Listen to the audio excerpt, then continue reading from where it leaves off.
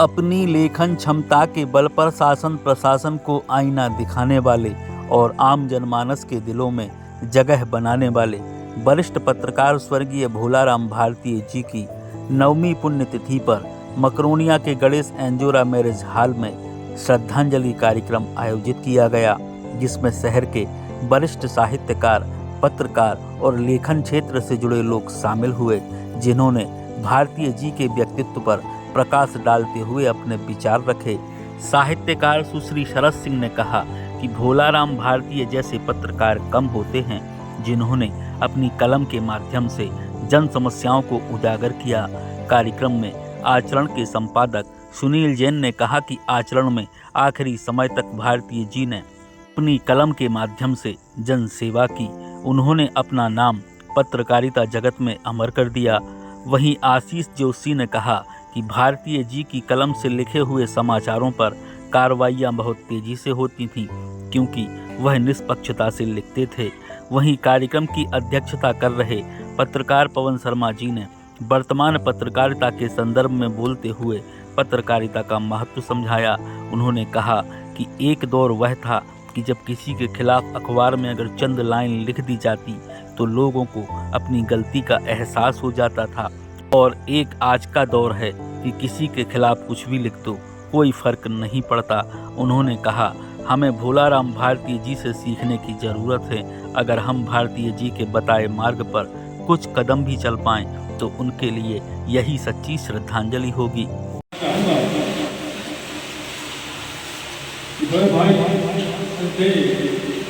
भोलाराम भारती जी की जिंदगी को जीवन बनाई हुई है, बड़ी प्रशंसा की बात है। अन्यथा हमारे देश से बड़े बड़े लोग चले जाते हैं, लेकिन उनको स्मरण नहीं किया जाता। इसके लिए मैं उनको बहुत धन्यवाद देना चाहूँगा। इस परंपरा को कायम रखना। मैं यहाँ उल्लेख करना चाहूँगा, गत वर्ष जो कार्यक्रम हुआ था, देखिए भोलाराम जी के बारे में यहाँ जो उपस्थित वर्ग है, जो उनसे परिचित रहे हैं, सबके मन में कुछ ना कुछ उनके प्रति बोलने या उनके बारे में लिखने की इच्छा रहती है, इच्छा होगी। सुनील भाई जी को याद होगा, गत वर्ष मैंने इसी आयोजन में कहा था कि इनकी स्मृति में ग्रंथ का प्रकाशन किया जाना चाहिए। तो सुनील जी ने इस बात में अपने वक्तव्य में समर्थन दिया था और कहा था कि जो भी सहयोग की अपेक्षा होगी मैं अपनी ओर से करूँगा।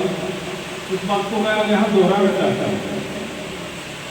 अभी सभी लोग आएंगे जो उनके वक्तागण हैं, उनके बारे में बातें करेंगे, उनसे जुड़े हुए संस्करण व्यक्त करेंगे, लेकिन यदि वह एक पुस्तक मार्ग में हमारे पास उपलब्ध हो जाएंगे तो स्थायी स्वरूप में हमारे पास रह जाएंगे।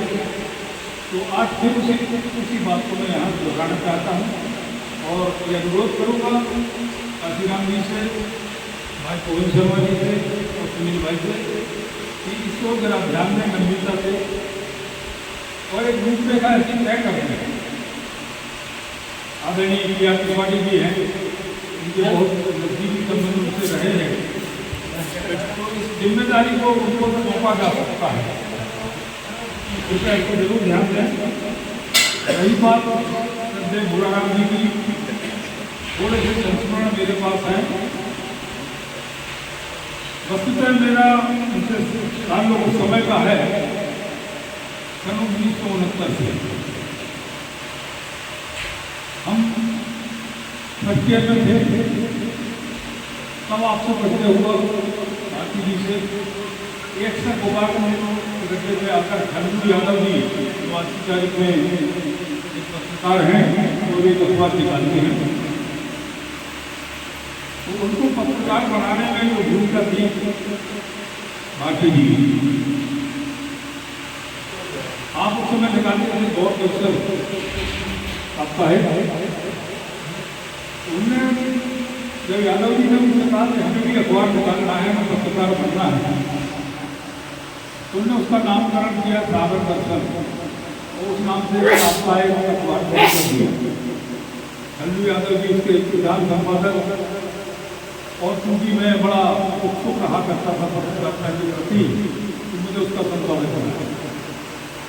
कहने का मतलब है कि मैं पत्रकारिता से जुड़ा रहा हूँ।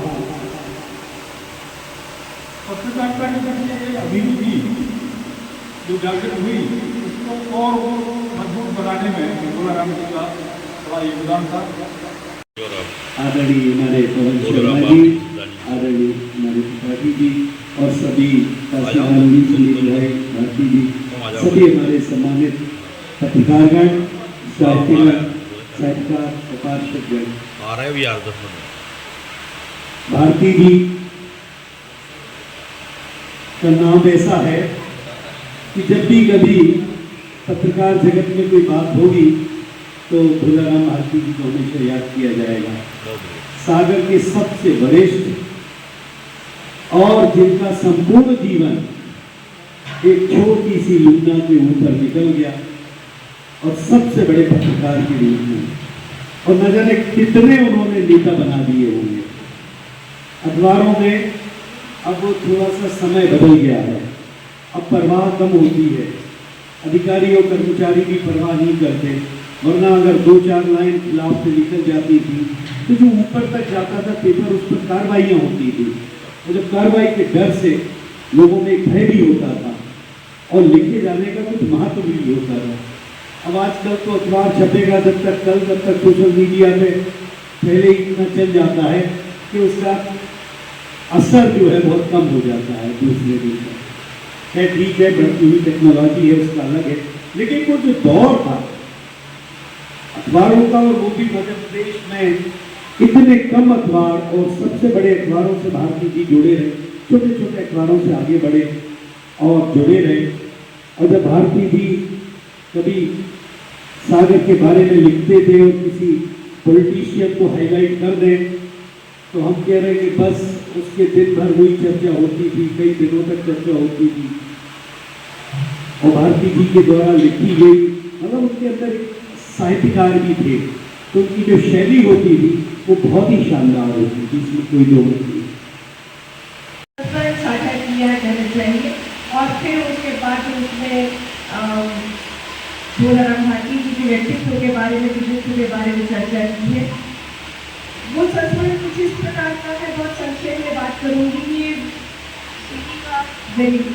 वर्षा सिंह जी बड़ी अच्छी पत्रकार थी और उनका तीसरा गजल संग्रह आया था हम यहाँ पर, उसको प्रकाशित उसका लोकार्पण करवाना था, जगह नहीं मिल रही थी, समझ में नहीं आ रहा था कि कहाँ कराए।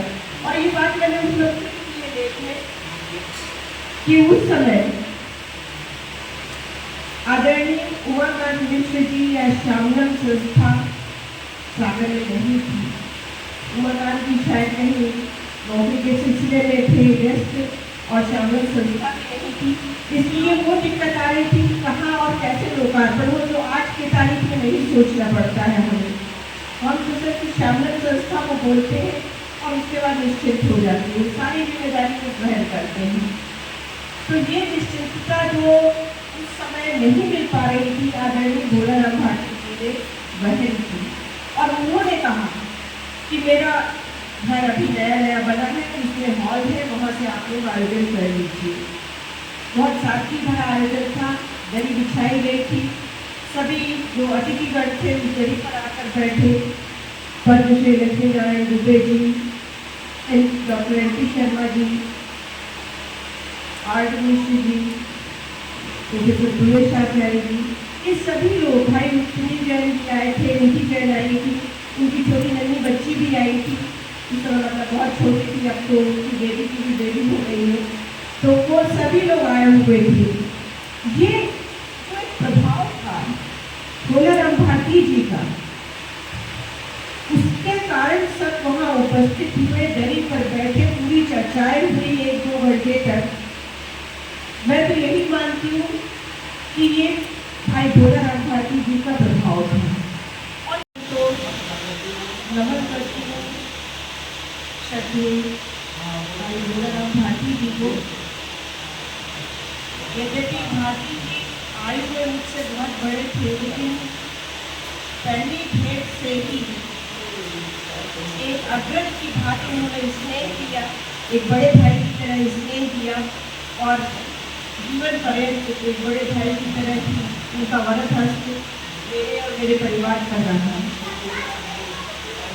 मैं धन्यवाद देना चाहूँगी भाई काशीराम जी को, जिन्होंने विशेष आग्रह करके मुझसे वो लेख लिखवा लिया।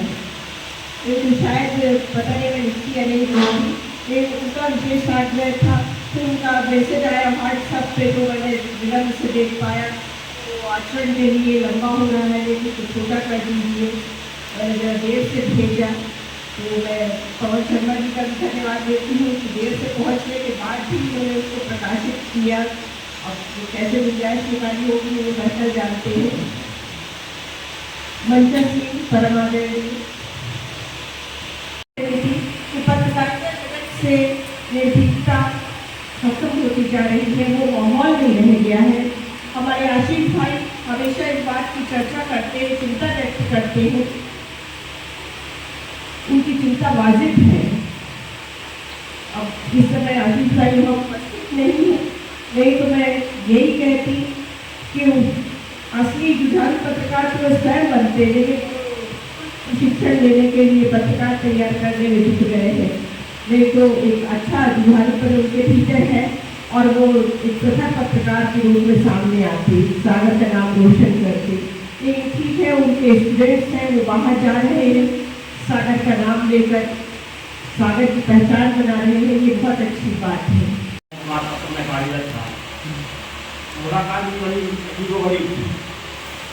मेरे पास एक किया पूरा हुआ था कि उस समय मैं सब कुछ कहता हूँ, मुझे दहेज में मिली। जब मैं तो मार्केट में लौट रहा था, तब आप उनके पास मजाक के यहाँ आगे का आगे का मुझे लगा आ गया हो, हमारी भी ना भंग हो गई और हम खड़े खड़े मतलब 10 मिनट से कोशिश कर रहे थे कि स्टार्ट हो जाए। 10 मिनट कम से 11 बज जाएंगे। पीछे से ज़्यादा बोला था पार्टी अपनी दुनिया से चले आ रहा है, इतना उसका टाइम नहीं होता था शहर के लौटने आ रहा। तो उन्होंने देखना खड़े हो गए, इसका क्या हुआ। मैंने कहा था ये पानी स्टार्ट नहीं हुआ, कहाँ से आ रहा है, इतना था बढ़िया बात।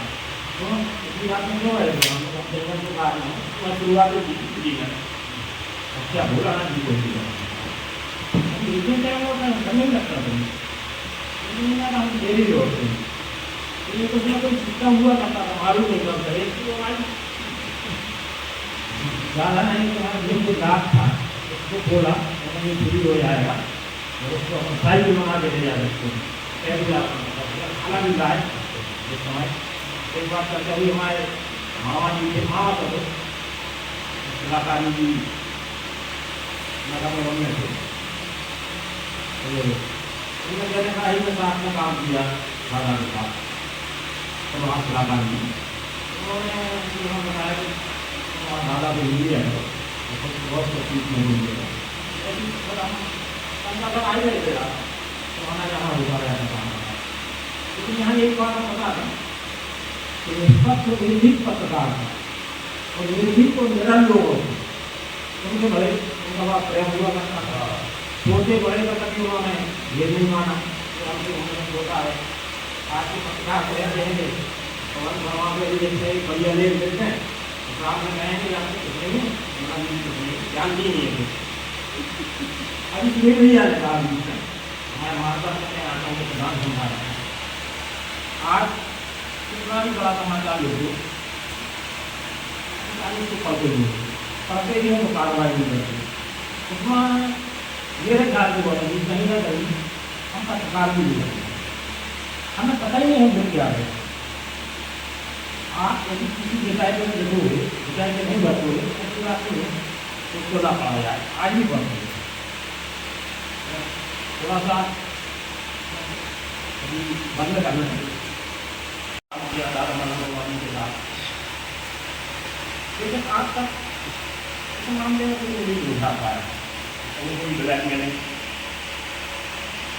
नहीं। मीडिया इस मामले में बहुत तारीफ करते हैं, तो हमने ज्वाइनिंग क्या ख्याल पहले तो हमारा एक सर्वे ही कराया था भगवानिया में क्या है।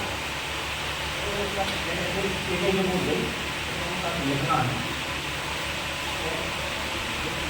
जमीन छोटा सा परिवार, भगवान की कृपा से 2 बच्चे हैं, दोनों की शादी हो चुकी है और गरीब है। तो पत्रकार का हमारा एक शौक है। हम ये नहीं कहते विज्ञापन है, विज्ञापन के लिए करें उस विज्ञापन में उसमें भी मिलेगा, लेकिन ये छोड़ो नहीं अनावश्यक ब्लैकमेलिंग करना। अब पता चला बड़े बड़े नाते वालों में इतनी व्यवस्थाएँ हैं वो मत है, लेकिन वहाँ जाने का काम नहीं कर पाएंगे। इससे पाने के लिए हो सकता है वहाँ उसके लिए निकालना पड़ेगा। एक कभी कहीं कोई छोटा डॉक्टर बैठा है उसको जरूर दौड़ाएंगे। ये सब चीज़ें अच्छा नहीं होना चाहिए। इसी पर हम कहें वही दादा भोलाराम भारती जी हैं और हमारे दंत पत्रकारों की श्रद्धांजलि होगी। इसी के साथ मैं अपनी बात समाप्त करता हूँ। जय हिंद।